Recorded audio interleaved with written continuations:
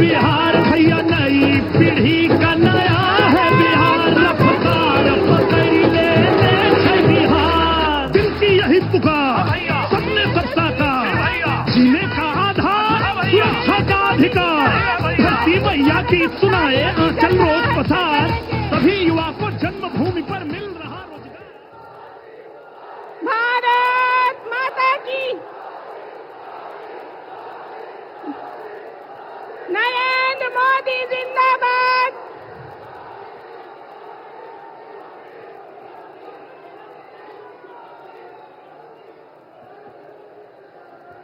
हम सब अपने माननीय प्रधानमंत्री यशस्वी नरेंद्र मोदी जी का स्वागत तालियों की गड़गड़ाहट से एक बार जोरदार तालियां हो जाए हमारे प्रधानमंत्री जी के लिए। हम लोग उनका बहुत बहुत स्वागत और हार्दिक अभिनंदन करते हैं। आज बिहार चुनाव के निमित्त आयोजित इस सभा में मंच पर उपस्थित सभी महानुभावों को मेरा सादर प्रणाम है। आज हमारे बीच देश के यशस्वी प्रधानमंत्री, ओजस्वी वक्ता, एक भारत श्रेष्ठ भारत के पथ के अनुगामी, हम सभी के प्रेरक परम आदरणीय नरेंद्र मोदी जी का तहे दिल से स्वागत और अभिनंदन है। जब जब होई धर्म की हानि, बड़े सूर अधम अभिमानी, तब तब लेहिम प्रभु मनुष्य अवतारा। जब जब धरती पर अत्याचार, दुराचार, भ्रष्टाचार बढ़ा है, तब तक प्रभु का अवतार हुआ है भगवान का। अगर आज हम बने खुली हवा में सांस ले रहे हैं तो वो सिर्फ हमारे देश के प्रधानमंत्री मोदी जी और बिहार के माननीय मुख्यमंत्री नीतीश कुमार जी के कारण है।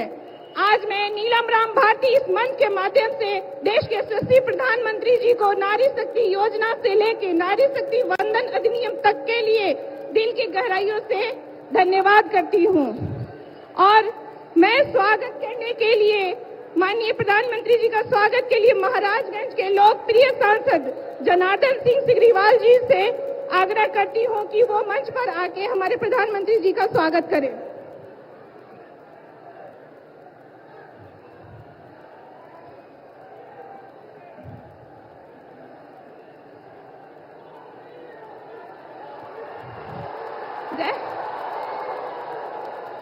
एक बार जोर से हम लोग कहेंगे, नरेंद्र मोदी जिंदाबाद, नरेंद्र मोदी जिंदाबाद। भारत माता की, वंदे वंदे।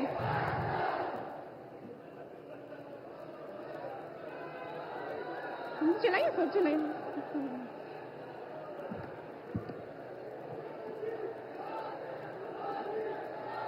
कर्मठ, प्रगतिशील विचारों के धनी, संगठन के लिए समर्पित, हम सभी के प्रेरक, ऊर्जा के स्रोत, ओजस्वी वक्ता, हमारे सांसद, सारण के लोकप्रिय सांसद माननीय राजीव प्रताप रूढ़ी जी प्रधानमंत्री जी का स्वागत करते हुए प्रत्याशियों का परिचय कराएंगे।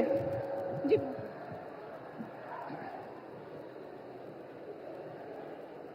सारण कमिश्नरी के जिले के इस कोने कोने से आए हुए हमारे भारतीय जनता पार्टी और एनडीए के समर्थकगण, दुनिया के नेता, गरीबों की आवाज, मजदूरों की आवाज, नौजवानों की धड़कन, किसानों की पहचान, बहनों की आवाज, देश के यशस्वी प्रधानमंत्री माननीय नरेंद्र मोदी जी का इस मंच पर और सारण की धरती पर स्वागत है।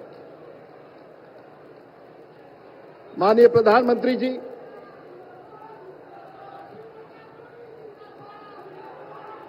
छठ पर्व के बाद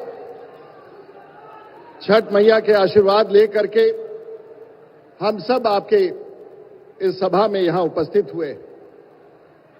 पिछले 48 घंटे से भीषण बारिश के कारण हम सब थोड़ी अस्त व्यस्त हालात में थे, लेकिन आपके आगमन की आवाज को सुन करके पूरा सारण जिला आपके स्वागत में उमड़ गया है।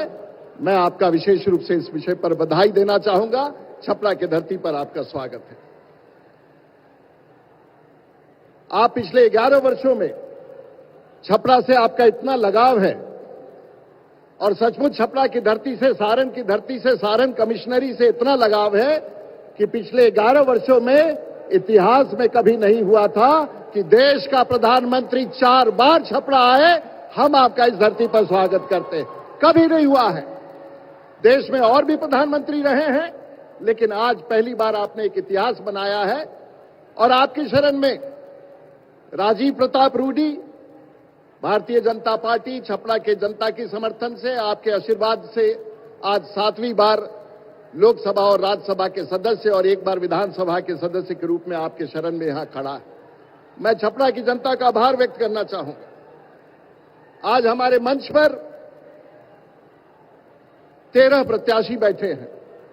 आपके लिए संभव नहीं होगा तो मैं सिर्फ उनका नाम पुकार दूंगा ताकि उनकी उपस्थिति दर्ज हो जाए। और ये सब यशस्वी लोग हैं। हमारे गोरिया कोठी के विधायक भाई देवेश कांत सिंह जी हमारे बीच में उपस्थित हैं। हमारे सोनपुर के पूर्व विधायक भाई विनय कुमार सिंह जी, हमारे पनियापुर के वर्तमान विधायक भाई केदारनाथ सिंह जी,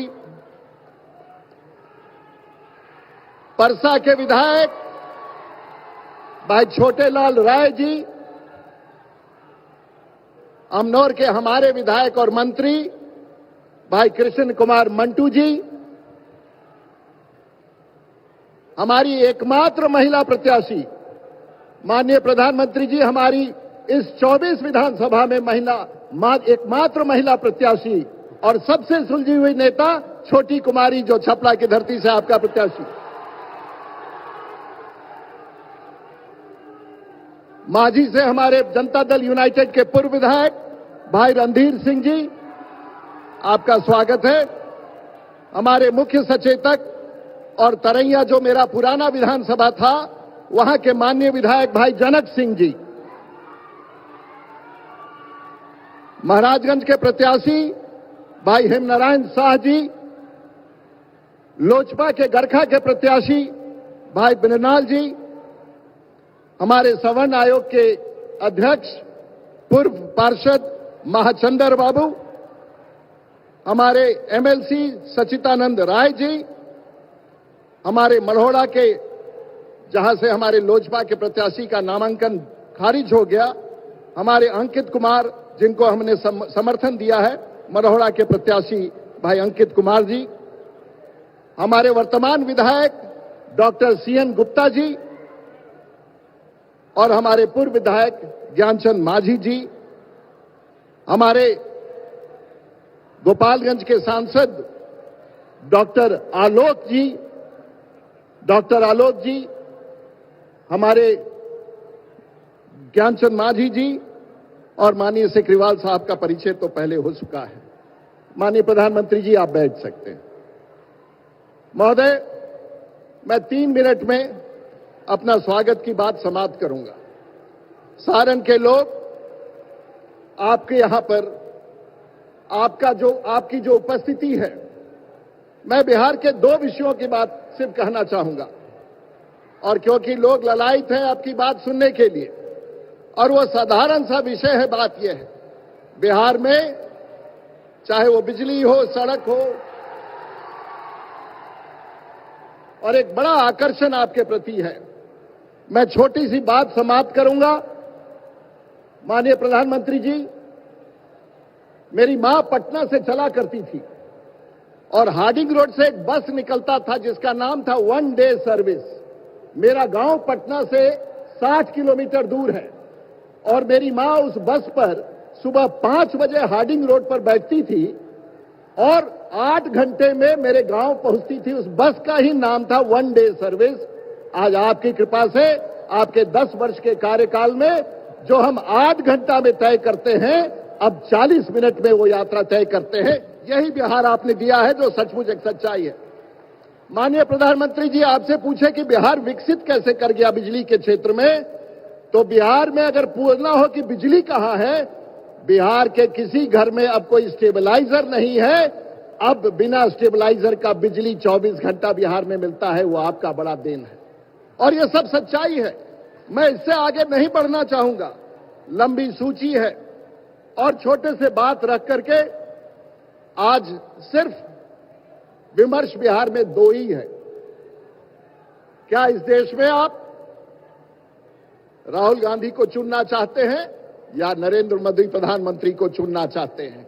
विमर्श यहां है, क्या आप लालू यादव को चुनना चाहते हैं या नीतीश कुमार को चुनना चाहते हैं? इसके अलावा बिहार में कोई विमर्श नहीं। और आज बिहार के लोगों ने तय कर लिया है कि आप सर्वमान्य नेता हैं, हमें दिल्ली में पीएम भी चाहिए और बिहार में हमें सीएम भी चाहिए। दिल्ली में हमें पीएम भी चाहिए, बिहार में हमें सीएम भी चाहिए। इन्हीं शब्दों के साथ सिर्फ एक बार अंतिम रूप से जो बिहार का भी टैगलाइन है, जो सभी पार्टियों ने अपनाया है, और वो नीतीश कुमार के बारे में है। और नीतीश कुमार के नेतृत्व में हमें दिल्ली की भी सरकार चाहिए, बिहार के लोगों को बिहार की भी सरकार चाहिए। सिर्फ अंतिम टैगलाइन है, नीतीश कुमार बिहार के मुख्यमंत्री थे, बिहार के मुख्यमंत्री हैं और बिहार के मुख्यमंत्री बनेंगे। ये एक बार मेरे साथ दोहराइए, नीतीश कुमार बिहार के मुख्यमंत्री, नीतीश कुमार बिहार के मुख्यमंत्री, नीतीश कुमार बिहार के मुख्यमंत्री। बहुत बहुत धन्यवाद माननीय प्रधानमंत्री जी। आज जो आपका समीकरण है, अटूट संबंध जो आपने दिल्ली में एनडीए की सरकार को जिस खूबसूरती के साथ आप बिहार में लेकर हमारे बीच में आए हैं, अगली सरकार भी भारतीय जनता पार्टी की होगी और देश में आपके नेतृत्व में बिहार बढ़ेगा। इन्हीं चंद शब्दों के साथ फिर से एक बार आपका आभार व्यक्त करते हुए, छपरा की धरती पर आपका स्वागत करते हुए मैं अपनी बात समाप्त करता हूं। बहुत बहुत धन्यवाद। बहुत बहुत धन्यवाद सांसद जी। और अब मैं मंच पे बुलाना चाहूंगी लोजपा आर के राष्ट्रीय अध्यक्ष और केंद्रीय मंत्री श्री चिराग पासवान जी को।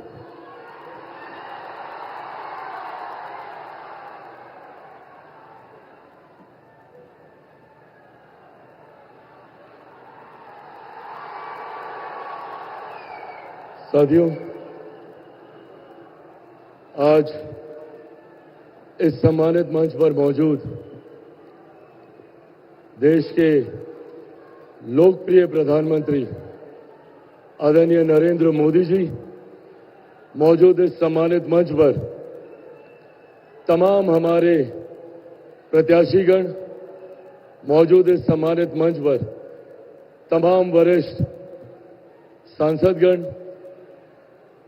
साथियों, आज जब यहां आप लोगों के बीच हम मौजूद हैं, आप सब जानते हैं कि बिहार में विधानसभा के चुनाव चल रहे हैं और ये विधानसभा के चुनाव तय करेंगे हम लोगों के आने वाले 5 साल का भविष्य। साथियों, ये समय है अपने अगले 5 साल को संवारने का। पिछले 10-12 दिनों में जब से नामांकन शुरू हुआ है, जहां जहां भी मैं जा रहा हूं, जहां जहां पे भी हमारी नामांकन सभाएं, चुनावी सभाएं या इस दौरान जिस तरीके से त्योहार आए, दिवाली पे मुलाकातें हो या छठ महापर्व के दौरान सार्वजनिक मंचों पे जाना हो, जहां जहां पे भी जाना हुआ है और जो रुझान मिल रहे हैं, उससे एक बात तय है, एक बात स्पष्ट है कि 14 नवंबर को जब परिणाम आएंगे तो देश में, तो बिहार में एक बार फिर से एनडीए की सरकार बनने जा रही है, इसमें कहीं कोई संदेह नहीं है। पर जब इस बार बिहार में एनडीए की सरकार बने, ये जिम्मेदारी आप सबके ऊपर आती है। जिस भी विधानसभा से आप आते हैं, ये जिम्मेदारी आपके ऊपर आती है कि आप अपनी विधानसभा में ऐसे उम्मीदवार को चुनने का काम करें जो मुख्य धारा के साथ जुड़कर आपके विकास का कार्य कर सके। आप ऐसे उम्मीदवार को चुनने का काम करें जो कल को सरकार का हिस्सा बनकर आपके क्षेत्र के विकास के कार्यों को गति दे सके।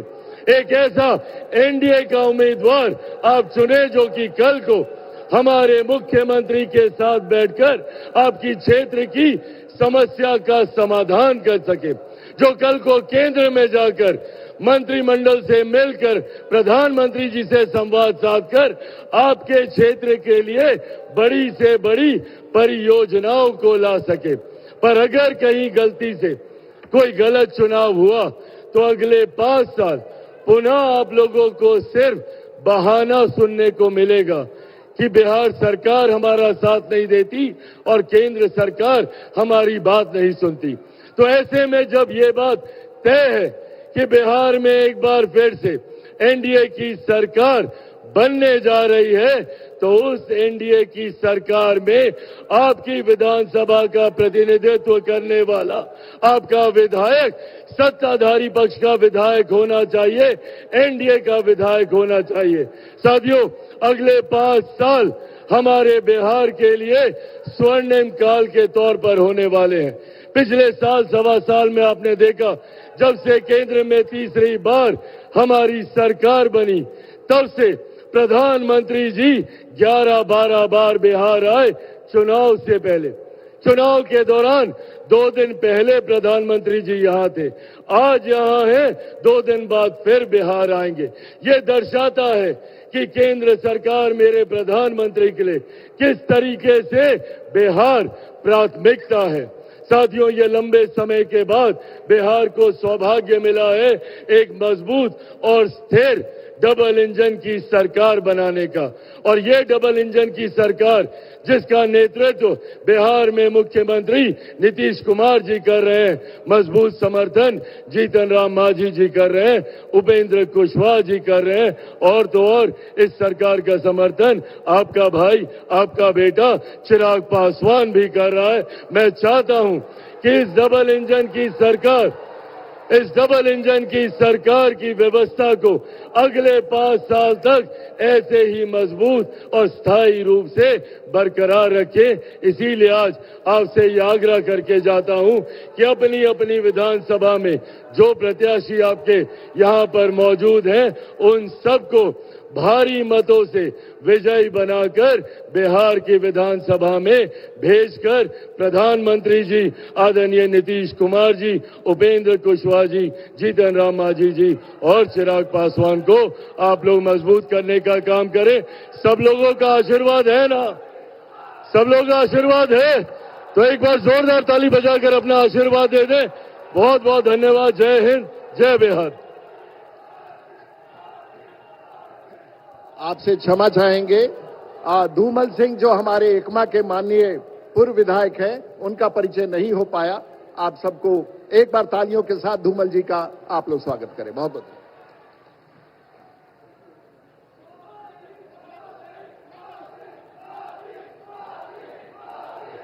बहुत बहुत धन्यवाद।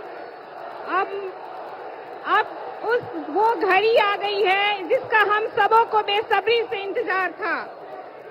भारतीय संस्कृति के प्रतिमूर्ति, राष्ट्रीय भावना से ओतप्रोत, जन जन की आवाज, भारतीय माटी के सभी गुणों को स्वयं में समेटे हुए एक भारत श्रेष्ठ भारत के पथ के अनुगामी हमारे माननीय प्रधानमंत्री नरेंद्र मोदी जी को मैं आग्रह करती हूं कि वो मंच पर आए और हम सबों का मार्गदर्शन करें।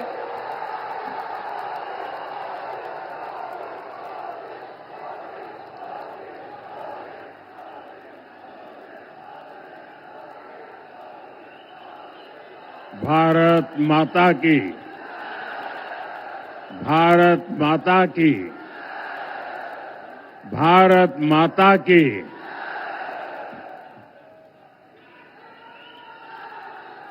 मां गंगा, माता अंबिका भवानी, बाबा हरिहरनाथ के ई पवित्र भूमि के हम प्रणाम करत बानी।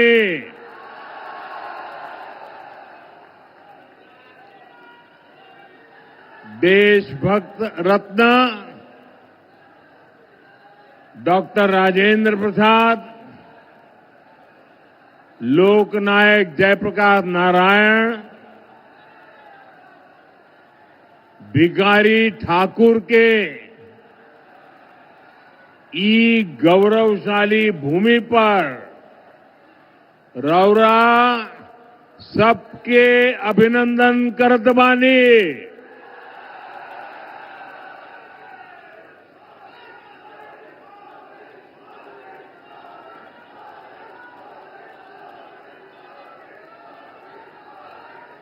वीर कुंवर सिंह जी की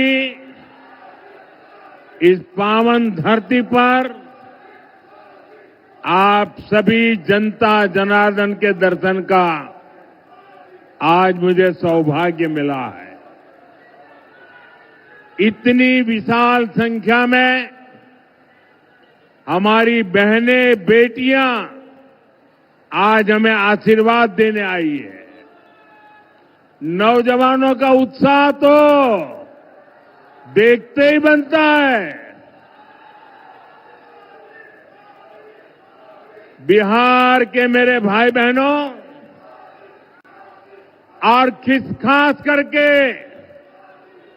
बिहार के मेरे नौजवानों,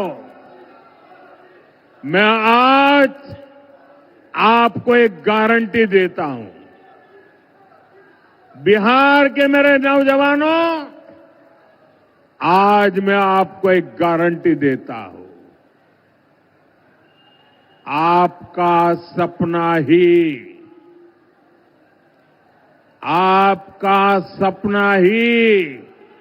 मेरा संकल्प है।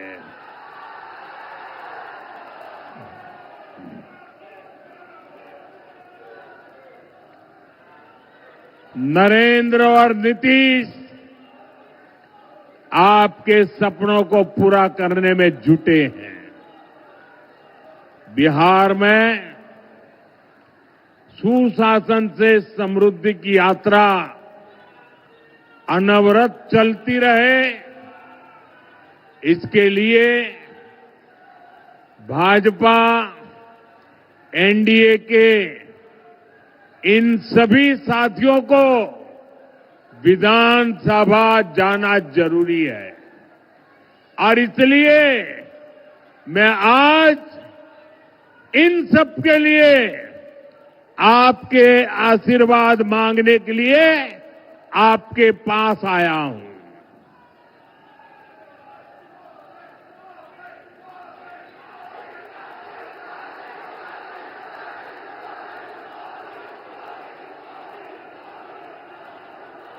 मेरे पुराने साथी,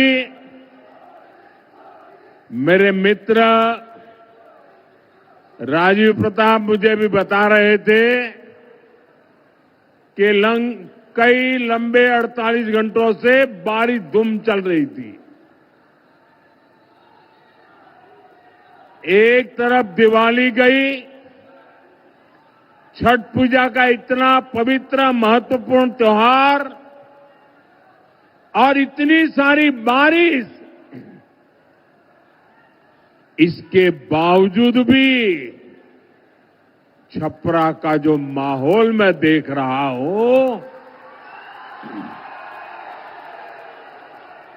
वो यही कह रहा है, फिर एक बार एनडीए सरकार, फिर एक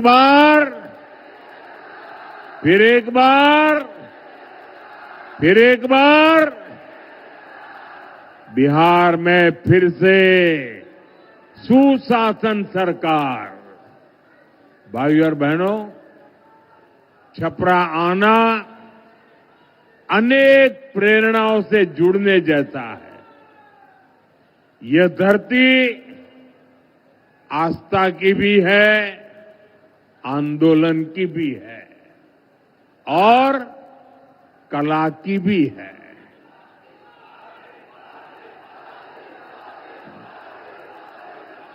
इस मिट्टी में जादू है जो शब्दों को भी जीवंत बना देती है। भिखारी ठाकुर जी ने इसी मिट्टी की महक समाज के संघर्ष और लोक जीवन की पीड़ा को गीतों में पिरोया था। भोजपुरी और समाज की जो सेवा उन्होंने की, वो आने वाली हर पीढ़ी को प्रेरित करती रहेगी। साथियों, मैं भी पूर्वांचल का सांसद हूं।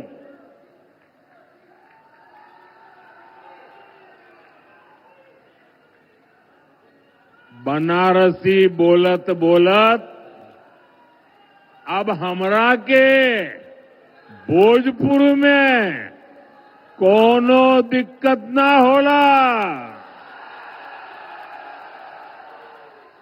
काफी कुछ अब समझ में आई गई बा। इसलिए साथियों, जब मैं भोजपुरी का सम्मान देश और दुनिया में देखता हूं तो गर्व से सिर ऊंचा हो जाता है। अभी कुछ महीने पहले ही मैं त्रिनिदाद और टोबैगो गया था। बहुत दूर है ये देश।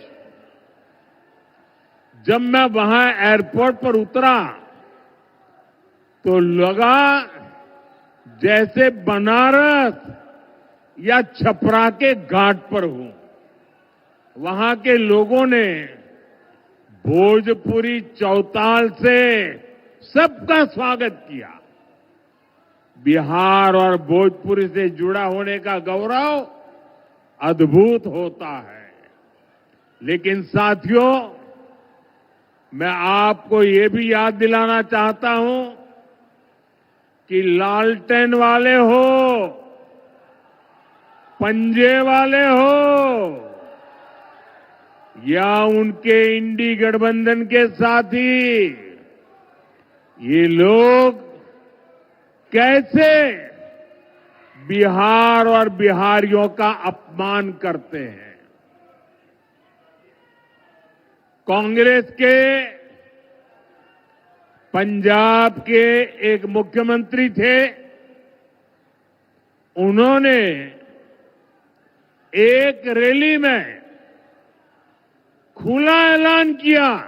ये जरा सुनिए, ये पंजाब के कांग्रेस के मुख्यमंत्री ने मुख्यमंत्री पद पर रहते हुए ऐसा खुला ऐलान किया कि बिहार के लोगों को वो अपने राज्य पंजाब में घुसने नहीं देंगे।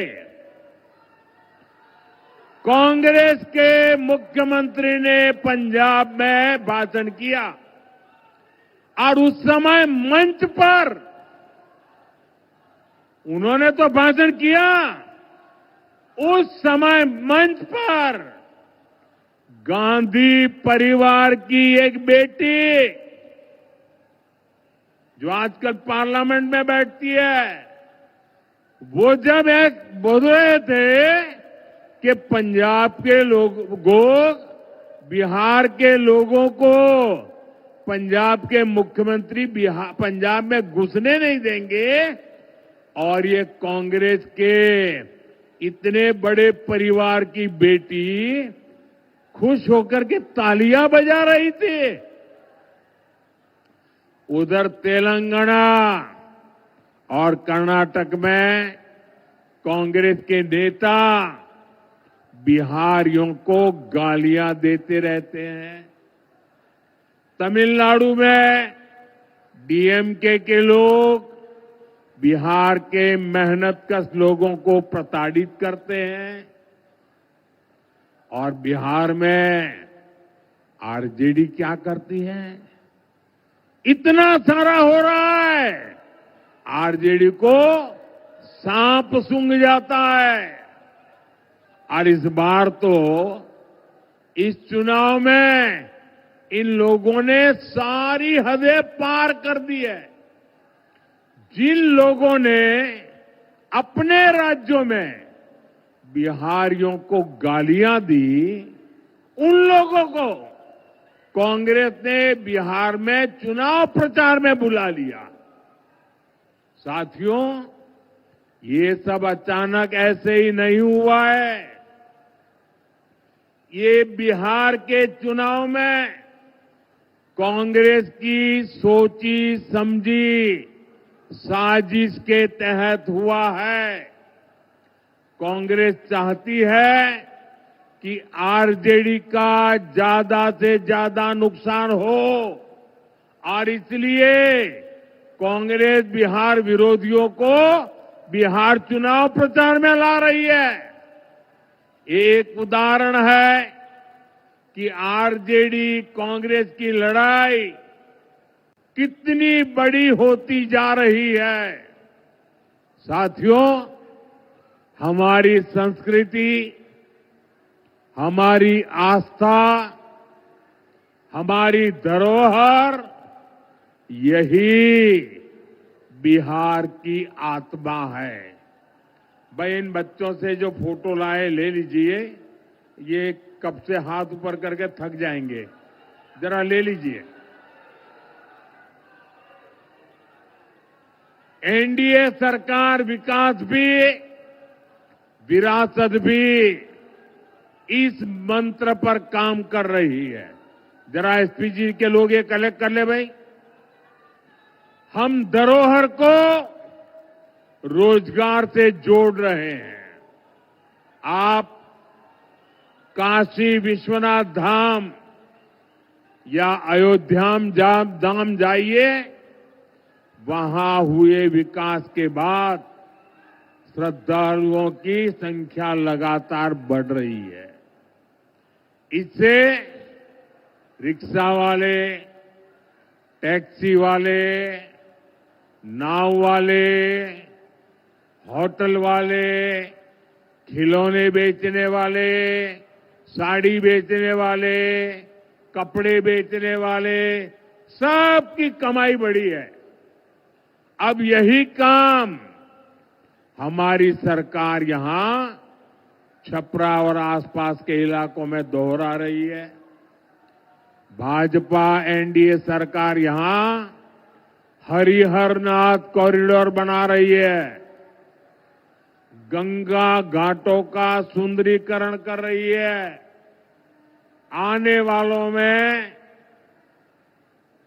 वाले सालों में यहां श्रद्धालुओं के लिए अद्भुत सुविधाएं होगी और साथ ही पर्यटन आधारित रोजगार के नए अवसर भी बनेंगे। साथियों, हमारी सरकार बिहार की धरोहर को कैसे रोजगार से जोड़ रही है, इसका एक उदाहरण गंगा विलास क्रूज है।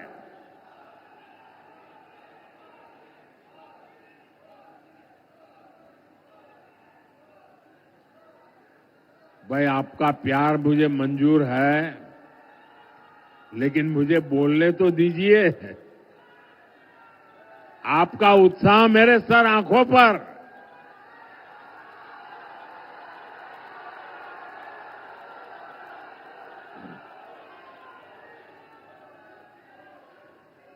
लेकिन मेरी बात आपको घर घर पहुंचानी है और इसलिए आप जितना ध्यान से सुनेंगे, आप जब बूथ में जाएंगे लोगों को बता पाएंगे।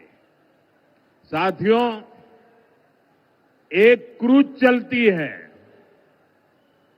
गंगा जी पर चलने वाला एक क्रूज बनारस से बिहार होते हुए बंगाल तक जाता है। आजकल ये क्रूज अभी मुंगेर के आसपास के इलाके में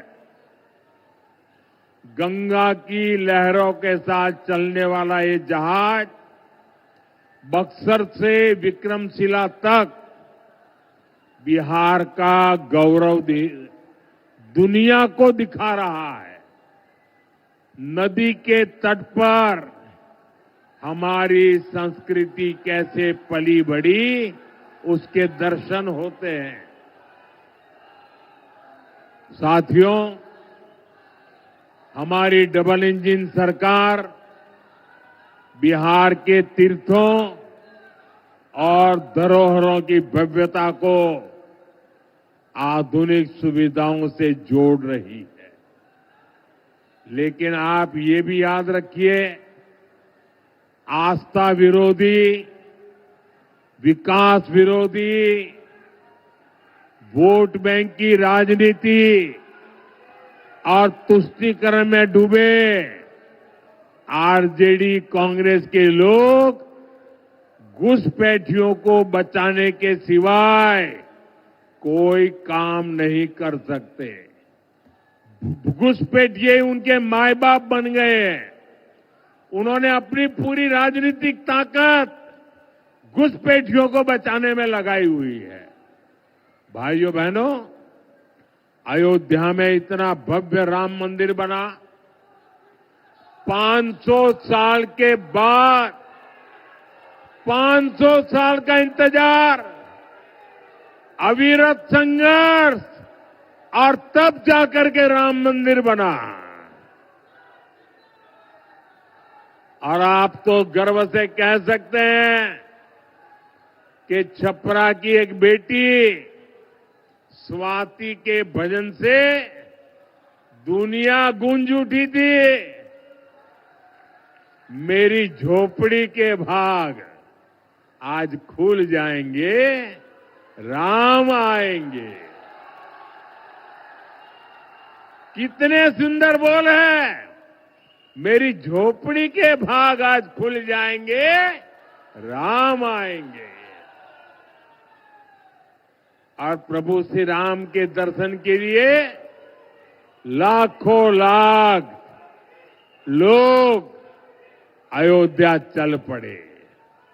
लेकिन साथियों, आरजेडी कांग्रेस के नेताओं को राम मंदिर के निर्माण से भी परेशानी है। आपने कभी सुना, अरे बेटे रखो, मैं आप लाई हूं, अच्छी बात है, कोई ले लेगा, देख लिया बेटा, आप बैठो, आप जरा वो किताब ले लीजिए भी, वो बच्ची किताब लेके आई है, वो किताब ले लीजिए, पहुंचा दीजिए।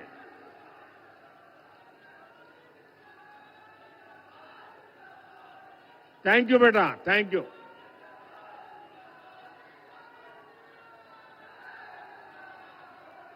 आपने कभी ये आरजेडी वालों को, कांग्रेस वालों को राम मंदिर जाते देखा क्या अयोध्या में? नहीं, क्योंकि उन्हें डर है कि अगर वे अयोध्या में प्रभु श्री राम के दर्शन कर लेंगे तो उनकी वोट बैंक नाराज हो जाएगी, तुष्टीकरण का गणित बिगड़ जाएगा, एक घुसपैठिए उनके माथे पर चढ़ जाएंगे। साथियों, पिछले साल जनवरी में प्राण प्रतिष्ठा के बाद से राम मंदिर के दर्शन के लिए 6 करोड़ 65 लाख से ज्यादा लोग अयोध्या जा चुके हैं। यानी करीब 2.25 करोड़ लोग अयोध्या गए हैं। देश विदेश के लोग वहां पहुंचे हैं। देश के कोने कोने से गरीब, दलित, पिछड़े, हर कोई रामलला के दर्शन के लिए गया है। और अब तो जब रामलला के दर्शन के लिए जाते हैं ना, तो निषाद राज के दर्शन होते हैं, वाल्मीकि जी के दर्शन होते हैं, सबरी माता के दर्शन होते हैं। लेकिन भाइयों और बहनों, आरजेडी कांग्रेस के लोगों को विदेश में घूमने की फुर्सत है, लेकिन 500 साल के इंतजार के बाद जो भव्य मंदिर बना, उसे देखने की इनकी इच्छा नहीं होती है। जो लोग आपकी आस्था का सम्मान नहीं कर सकते, वो कभी भी यहां आस्था के स्थलों का विकास नहीं कर सकते। और आप लोगों ने कल ही देखा है कैसे आरजेडी कांग्रेस ने छठी मैया का भी अपमान किया गया है। साथियों, बिहार का ये चुनाव यहां के नौजवान बेटे बेटियों के भविष्य के लिए जो पहली बार वोट देने जा रहे हैं उनके लिए बहुत महत्वपूर्ण है। मैं सभी नौजवानों से कहना चाहता हूं, सभी मतदाताओं से कहना चाहता हूं, आपको अपने वोट की ताकत पहचाननी है। मेरे नौजवान साथियों, आपके माता पिता के एक वोट की ताकत क्या थी, मैं आज आपको बताना चाहता हूं। आपके माता पिता के एक वोट ने, वो वोट की ताकत ऐसी थी कि बिहार को जंगल राज से मुक्ति दिलाई और बिहार को जंगल राज को बदल करके सुशासन की ओर ले गए। ये आपके पिताजी के वोट की ताकत थी, आपके माताजी के वोट की ताकत थी। अब बारी आपकी है। अब बिहार के नौजवानों का एक वोट सुशासन को समृद्धि में बदलने का अवसर है। और इसलिए मेरे साथियों, आपके माता पिता ने जंगल राज से मुक्ति के लिए वोट दिया था।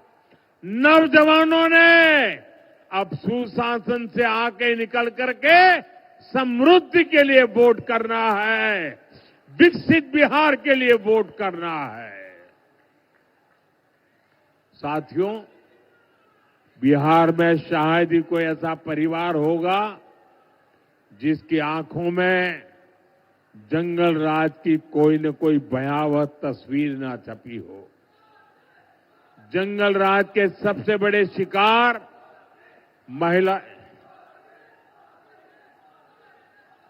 जंगल राज के सबसे बड़े शिकार महिलाएं रही है, बच्चे रहे हैं।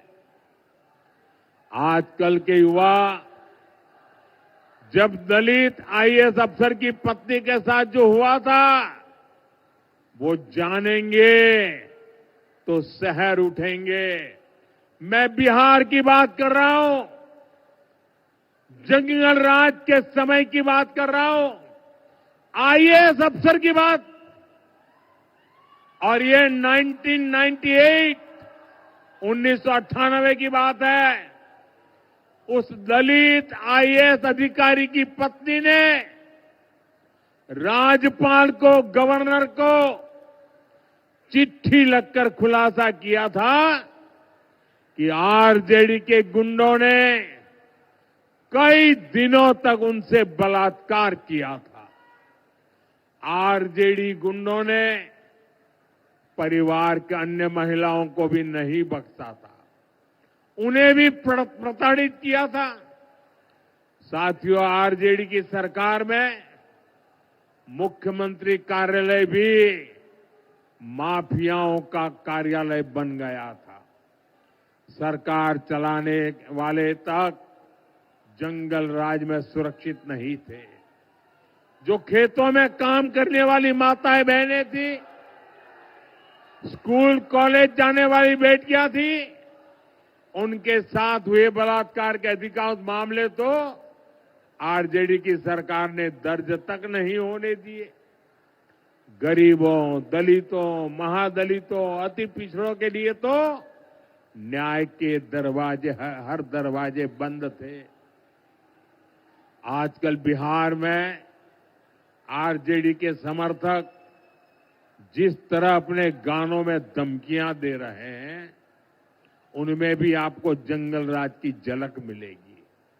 साथियों, ये आरजेडी, कांग्रेस, लेफ्ट वाले आजकल उद्योग, और फैक्ट्री को लेकर झूठ पर झूठ बोल रहे हैं। लेकिन इनकी सच्चाई भी आज के युवाओं को जानना जरूरी है। साथियों, एक समय था जब मढ़ौरा बिहार का फलता फूलता औद्योगिक केंद्र था। एक गुलामी के कालखंड से ही औद्योगिक सेंटर था और यहां बनता लेमन जूस, ये नई पीढ़ी को पता नहीं होगा। लेमन जूस पुराने सबको याद होगा, मुझे याद है। मैं जब बच्चा था, हमारे गांव की स्कूल में खेलने जाते थे ना, तो हमारे टीचर ये लेमन जूस की एक गोली देते थे। वो लेने के लिए हम इंतजार करते थे, हमें गोली मिलेगी। वो यहां बनती थी। ये बिहार ही नहीं, देश भर के बच्चों की पसंदीदा टॉफी होती थी। मढ़ौरा की लेमन जूस, यहां की चॉकलेट देश भर में सप्लाई होती थी। लेकिन फिर जंगल राज आ गया।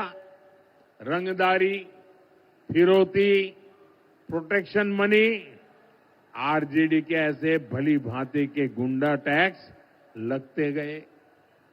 लाल झंडा गैंग ने काम बंद करवा दिया और अंग्रेजों के जमाने में बनी लेमन जूस बनाने वाली मॉर्टन फैक्ट्री बंद हो गई।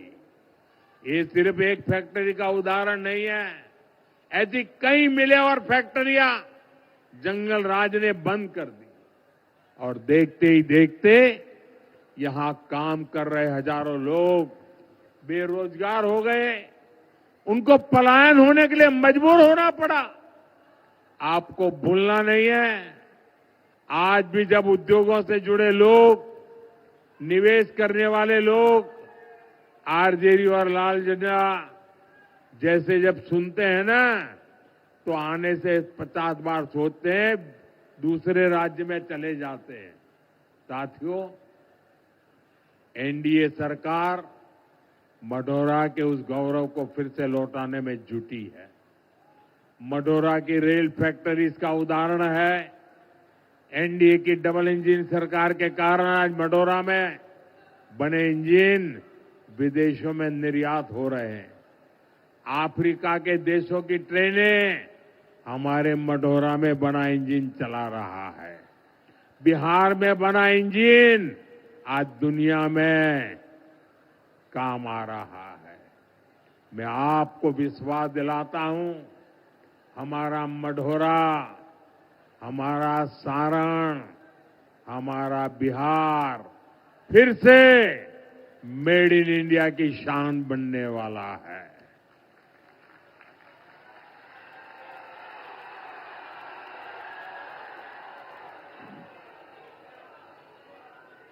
आने वाले सालों में यहां उद्योगों का नया विस्तार होगा। बिहार के युवा को बिहार में ही काम मिलेगा।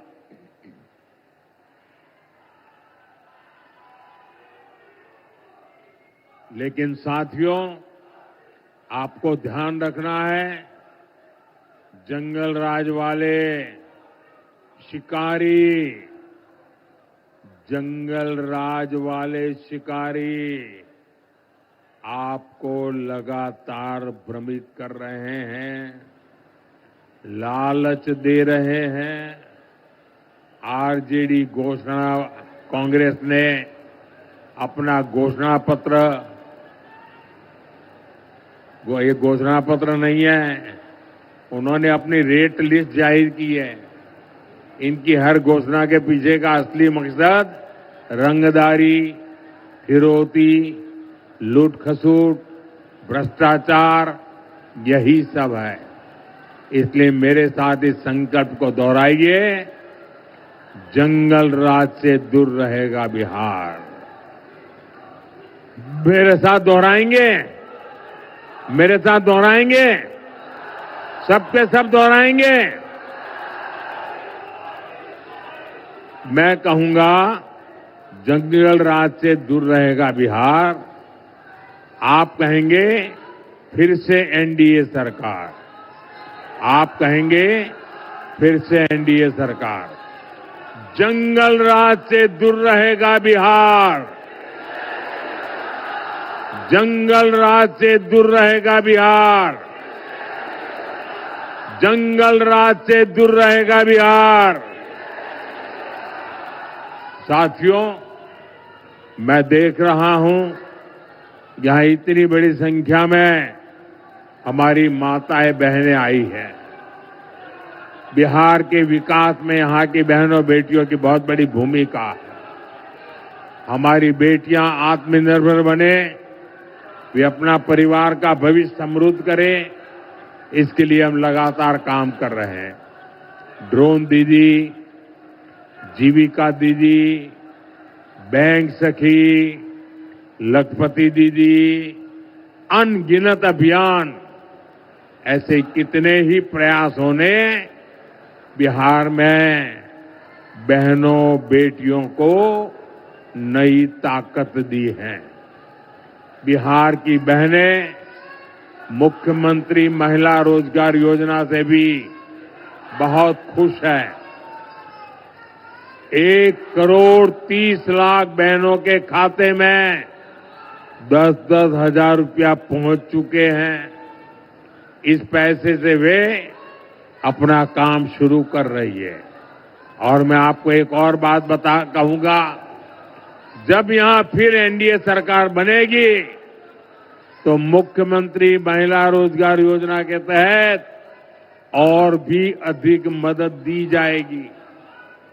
साथियों, बिहार के नौजवानों को रोजगार के लिए भी हमारी सरकार लगातार काम कर रही है। बिहार में भी करीब 2 करोड़ मुद्रा खाते हैं।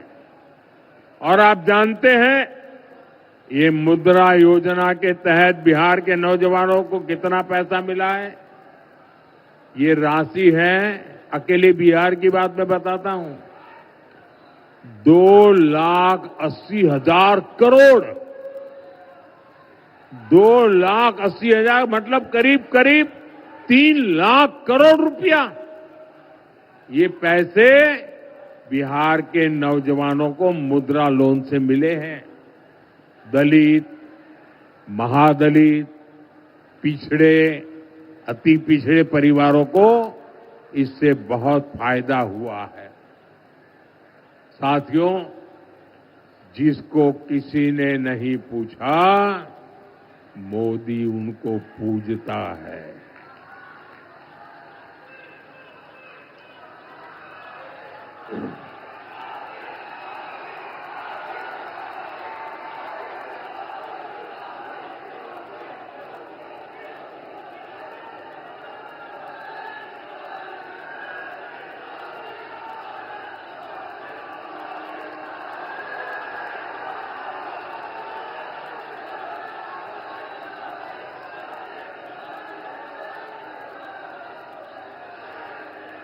अब आप इजाजत दें तो मैं बोलूं।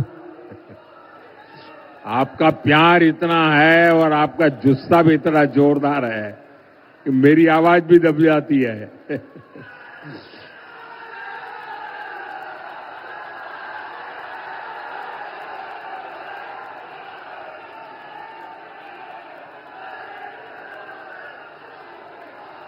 साथियों, हमारे विश्वकर्मा साथी जो पारंपरिक काम करते हैं, हाथ के हुनर से काम करते हैं, जो बढ़ई है, लोहार है, सुनार है, सुतार है, दर्जी है, कपड़े धोने वाले हैं, जूता बनाने वाले हैं, मालाकार है, नाई है, ऐसे अनेकों साथियों की सूद भी किसी ने नहीं ली थी। इसमें भी बहुत सारे काम हमारी बहनें करती हैं। आजाद भारत में पहली बार ये हमारी सरकार है जिसने पीएम विश्वकर्मा योजना बनाई है। इसके तहत इन साथियों को सरकार आधुनिक ट्रेनिंग दे रही है, ट्रेनिंग के दौरान भी पैसे दे रही है। इन्हें आधुनिक औजार खरीदने के लिए देश भर के विश्वकर्मा भाइयों को हजारों रुपये दिए गए, हजारों रुपये दिए गए। इनको बैंक खातों से बहुत कम ब्याज पर लाखों रुपये ऋण दिया जा रहा है ताकि वे कच्चा माल खरीद पाए, नई मशीनें खरीद पाए। इसके तहत अभी तक देश के लाखों विश्वकर्मा साथियों को करीब करीब 40,000 करोड़ रुपए से अधिक इसकी मदद स्वीकृत हुई है। आने वाले 5 साल में बिहार के विश्वकर्मा साथियों को इन योजनाओं से बहुत अधिक लाभ होने वाला है। साथियों, एनडीए की डबल इंजन सरकार वंचितों को वरीयता देती है। आप नक्सलवाद की समस्या को ही लीजिए, इसने वंचितों को, दलितों, अति पिछड़ों को हिंसा के रास्ते पर भटकाया। इनके टोलों को सड़क, स्कूल, अस्पताल, हर चीज से वंचित रखा। एनडीए बिहार को माओवादी आतंक से मुक्त कर रही है। साथियों, एनडीए की डबल इंजन सरकार सामाजिक सुरक्षा का दायरा भी निरंतर बढ़ा रही है। बीमा हो, बढ़ी हुई पेंशन हो, मुफ्त इलाज हो, मुफ्त अनाज हो, ये सब कुछ ये आपका बेटा दे रहा है, एनडीए सरकार दे रही है। साथियों, आज बिहार में औसतन हर महीने, ये आंकड़ा भी बिहार के लोगों को याद रखना चाहिए। आज बिहार में औसतन एवरेज हर महीने 15,000 से अधिक गरीबों के लिए पक्के घर बनते हैं। गांव टोले तक सड़कें पहुंची है, बिजली पानी पहुंचा है, या नई गैस लाइन पहुंची है, बहनों की रसोई तक सस्ती गैस पहुंच रही है। हमारा प्रयास यही है कि आपके जीवन से चिंता कम हो, आपका जीवन आसान हो। साथियों, अब बिहार रुकेगा नहीं। अब बिहार रुकेगा नहीं, इतना ही नहीं है, अब बिहार नई रफ्तार से आगे बढ़ेगा।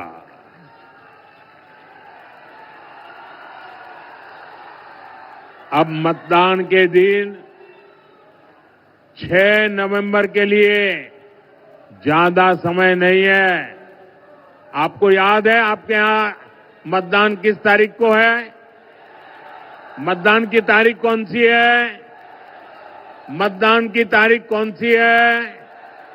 मतदान की तारीख कौन सी है? मतदान के दिन अपना गांव छोड़ करके कोई जाओगे नहीं ना? शादी ब्याह हो तो भी नहीं जाओगे ना? कोई भी काम आ पड़ा नहीं जाओगे ना? गांव में ही रहोगे ना? मतदान करके ही रहोगे ना? गांव के सब लोगों से मतदान करा के रहोगे ना? कब करना है मतदान? कब करना है मतदान? कब करना है मतदान? देखिए, अभी छठ पूजा की वजह से बाहर से जो साथी गांव आए हैं, उनसे भी जरा मेरा संदेश पहुंचाना। मेरा संदेश पहुंचाओगे? जो लोग बाहर से छठ पूजा मनाने के लिए अपने गांव आए हैं ना, मेरा एक संदेश उनको पहुंचाओगे? पहुंचाओगे? उनको कहना कि मोदी जी ने आपको खास कहा है कि अब छठ पूजा के लिए आए हो, परिवार के साथ सबको मिल रहे हो, तो 6 नवंबर को अगर आपका यहां वोट है तो वोट देकर के ही जाना। कह दोगे? लेकिन उनको ये भी कहना, जाने की जल्दी मत करना। 6 नवंबर को वोट देकर के भागना मत। उसके बाद जब एनडीए सरकार का शपथ समारोह होगा ना, उसमें भी आना है, क्योंकि ये इस बार का जो मुख्यमंत्री का शपथ समारोह होने वाला है ना, एनडीए के मुख्यमंत्री का शपथ समारोह बहुत खास है, क्योंकि ये शपथ समारोह सिर्फ मंत्री और मुख्यमंत्री मंत्रियों को बिठाने का शपथ समारोह नहीं है। ये शपथ समारोह तो विकसित बिहार बनाने का शिलान्यास है।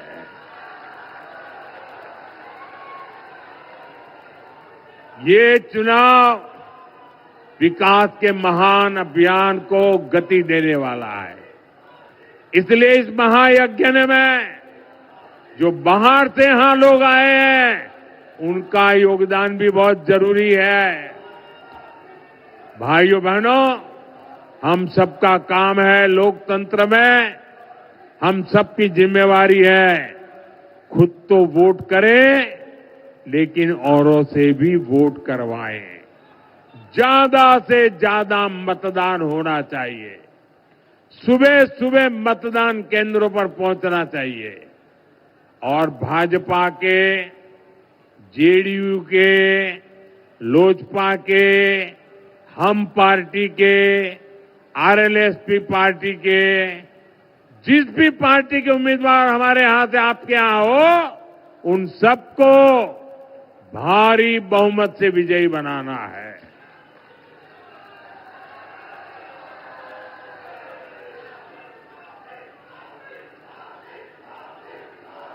मैं मेरे उम्मीदवार जो चुनाव लड़ रहे हैं, उनसे आग्रह करूंगा जरा आगे आ जाए। जो उम्मीदवार चुनाव लड़ रहे हैं वो आगे आ जाए।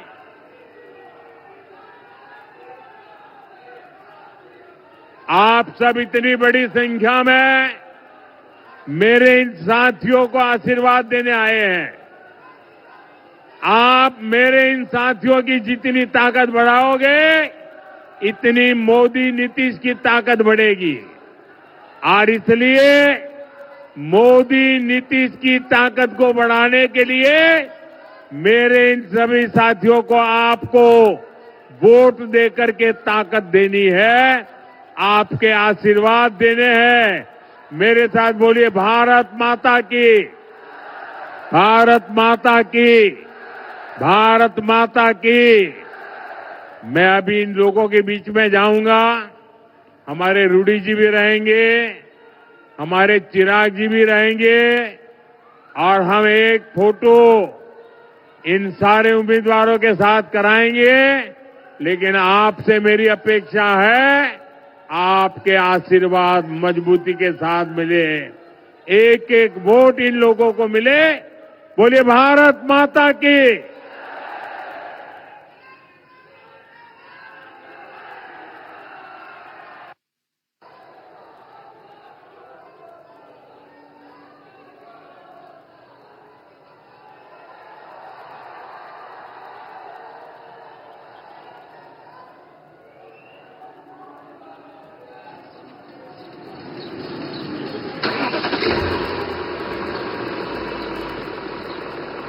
रफ्तार रफ्तार, देखो बिहार का रफ्तार, आया है युग उत्थान का,